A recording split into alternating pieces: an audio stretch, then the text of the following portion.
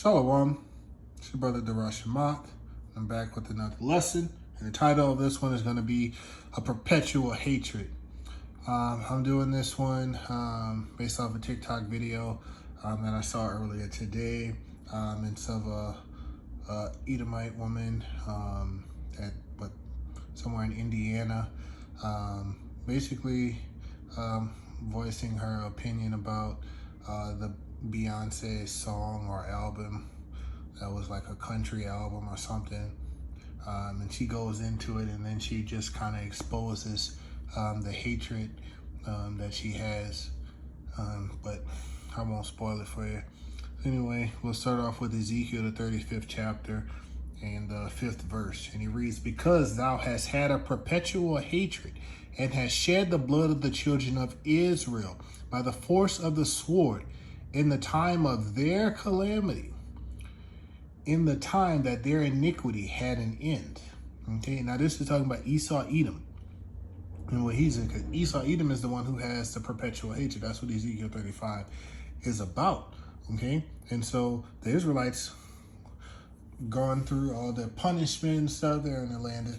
They went through multiple captivities, and then, now it's time for their captivity to end, and Esau's still, shedding the blood of the Israelites. He's still shedding our blood, Yasharallah. So he's never going to let that hatred for Israel go, okay? Because, it's time for him to give it up. Like, his rule is at an end, okay? And we basically went through our punishment now. And now, we just got to make it through Jacob's trouble. But Esau is never going to let that go. That's the point of this, okay? And so people wonder how racism and hatred is still around in America. Well, Esau's never going to let it go, okay? So that's why Yasharallah is going to always get unfairly treated in this land. So let's go back to the origin of it. Genesis, the 27th chapter, and down to verse 38. It reads, "And Esau said unto his father, Hast thou one blessing, my father? Bless me, even me also, my father. And Esau lifted up his voice and wept. And Isaac his father answered and said unto him, Behold, thy dwelling shall be the fatness of the earth, and the dew of heaven from above. And by thy sword shalt thou live, and shalt serve thy brother. And it shall come to pass, when thou shalt have the dominion, that thou shalt break his yoke from off thy neck." And right now, Esau has the dominion. He has the dew of heaven. He has the fatness of the earth. He has everything. He runs the world, okay? Esau is the end of the world, and Jacob is the beginning of it that follow it. Okay, that's the second Ezra, the 6th chapter, like the 8th or the 9th verse. Okay, and so right now he has a dominion over us. Okay, he has a dominion over the whole earth. He's in rulership. Okay, and so he's keeping that hatred, which we're gonna see where it started from. And verse 41, "And Esau hated Jacob because of the blessing wherein his father blessed him." So that is why Esau hates you. So if you ever wonder why these Edomites, the AKA the cavemen, they call themselves white these days, if you ever wonder why they really hate you, this is why. It's an ancient hatred. If you're an Israelite, meaning you are so-called black, you're so-called Native American, you're so-called Caribbean Islander, so-called Mexican, okay, so-called Argentinian, or even if you're a speckled bird, Israelite, scattered throughout the four corners of the earth, and you even look like the heathen.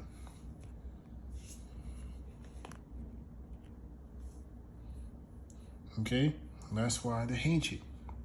Okay, and it says, "And Esau said in his heart, The days of mourning for my father are at hand. Then I will slay my brother Jacob." And he's been slaying his brother Jacob throughout these captivities, all the way since the Greek Empire. All right, let's get this video on TikTok. I'm sorry, but if you're black, you're not country. I don't care. Like, and I wish I meant that in the nicest way. But, like, babe, I know you were raised in the country, or your grandparents were, I guess, your great granny and grandpas, but they was picking, okay? They wasn't planting. Just keep that in mind. They wasn't making money. They was getting sold for money. You ain't country. Boots and a motherfucking jeans and a cutoff to a frat party. Huh? No. Asa Blatant. That's an Edomite right there. Pure Edomite. Living up to prophecy. All right. Let's get back to the scriptures. So, you heard what she said, and that actually did happen. The Israelites were in captivity under Esau and the other heathens, and we weren't selling anything. We were sold. Okay? We picked the fruit, we picked the cotton, we did all of these things. We built the houses, we built countries, we built roads, and we didn't get anything for it. Okay? Because we were under the curses. And what curses you say? Deuteronomy 28 chapter. That's the curses that we've been under. They're being lifted and going on to our enemies now. But let's get this one in the 30th verse. On down, it says, "Thou shalt betroth a wife, and another man shall lie with her." And we all know that this has happened. Okay?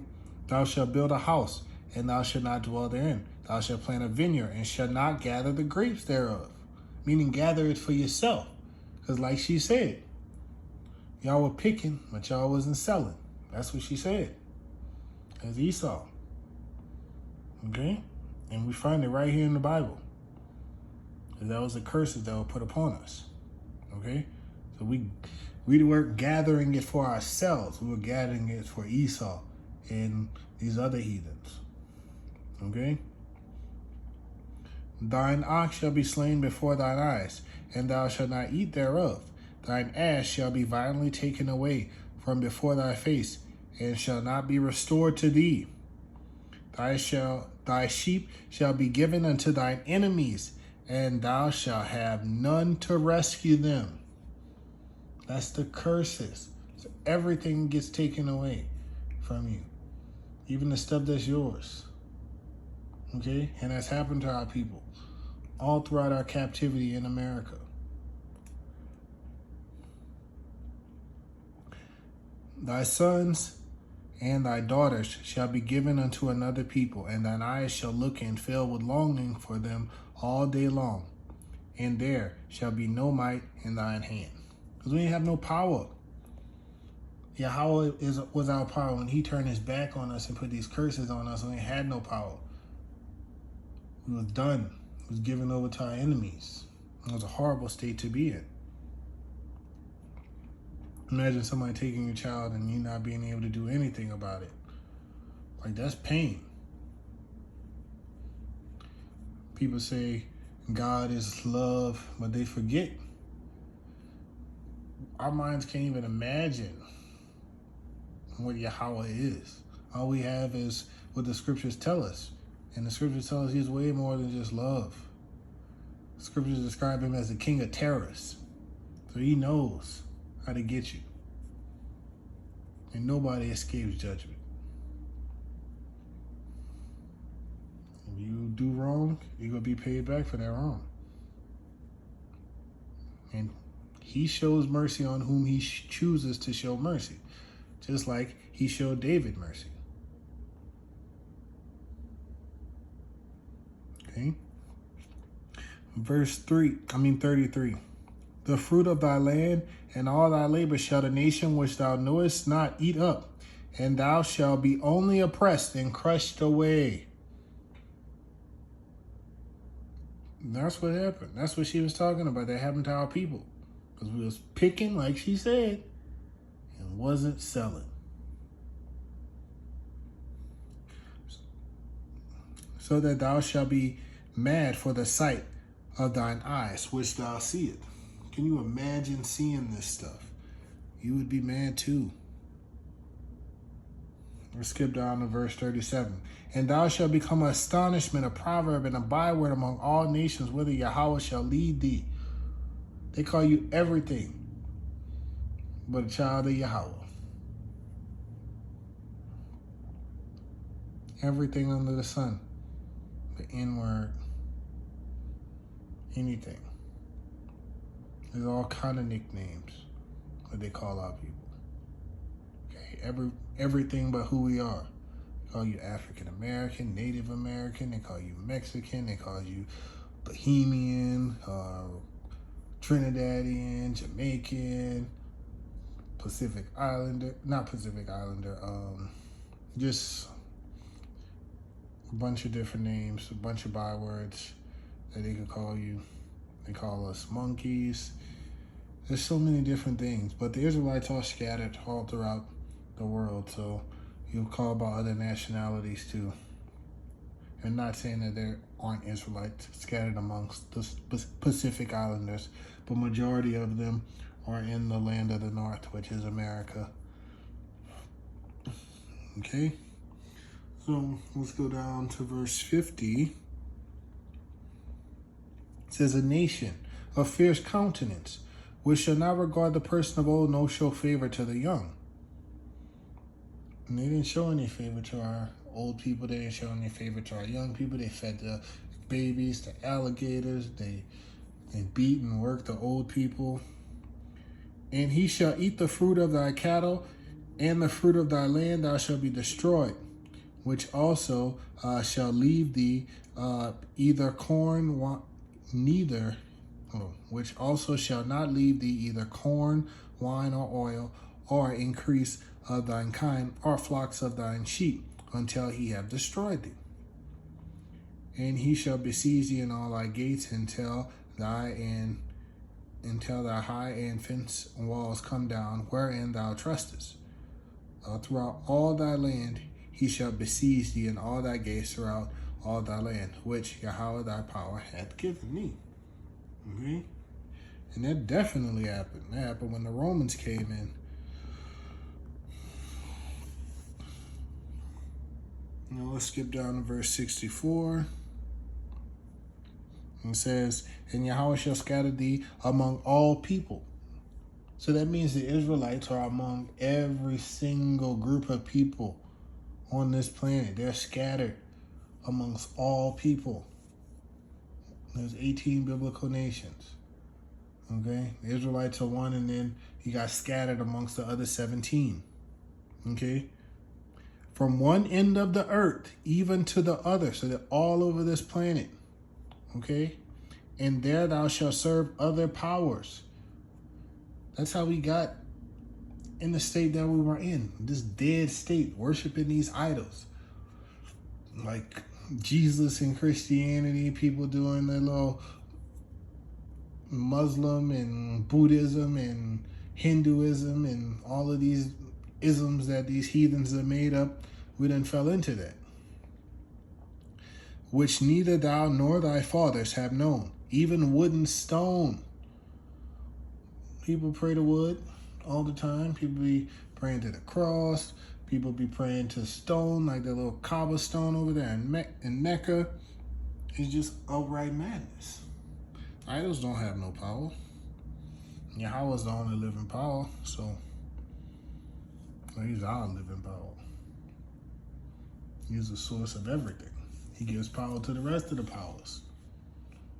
He made Yahweh Shai. He made the angels.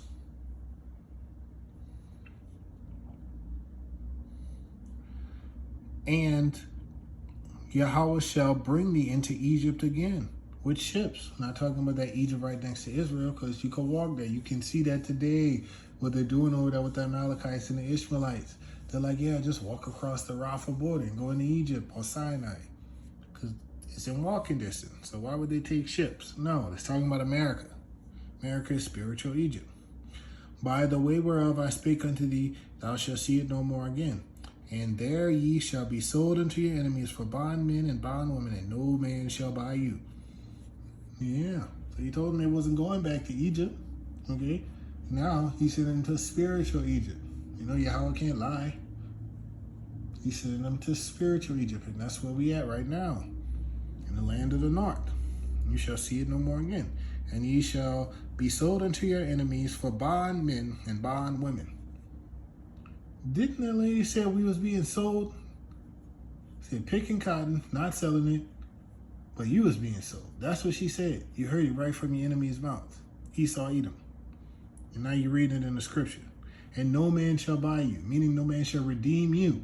Because who are we going to be redeemed by? We're going to be redeemed by Yahweh Shai. And Yahweh Shai ain't coming back as a man. He said, I will not meet thee as a man. We're going to be redeemed by God. Power.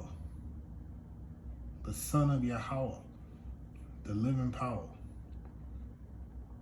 All right. Now let's go to the book of Revelations. Just for completeness sake. Revelations chapter 11. And let's go down to verse 8. And it says, and their dead bodies shall lie in the street of the great city. Whose dead bodies? The Israelites. In what great city? Babylon the Great, America. Which spiritually is called Sodom and Egypt. Where our master was crucified. Okay, how did they crucify him? They crucified him by basically Xing him out, getting rid of him. They replaced him with Cecier Bourgier. They didn't even mention his name. They didn't even teach us his name. They just blasphemed him. They painted over his images. And then the things that they did to his people, if you do unto one of the little ones, you've done it unto him.